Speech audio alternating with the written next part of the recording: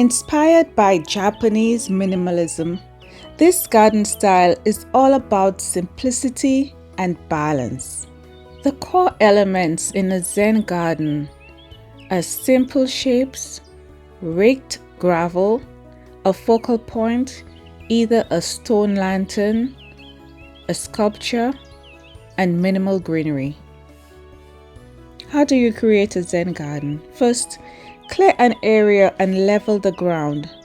Then lay down a weed barrier fabric. Add a layer of coarse gravel. Then create a raked pattern in the gravel.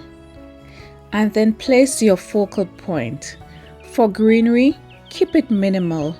Think of small evergreen shrubs or ornamental grasses.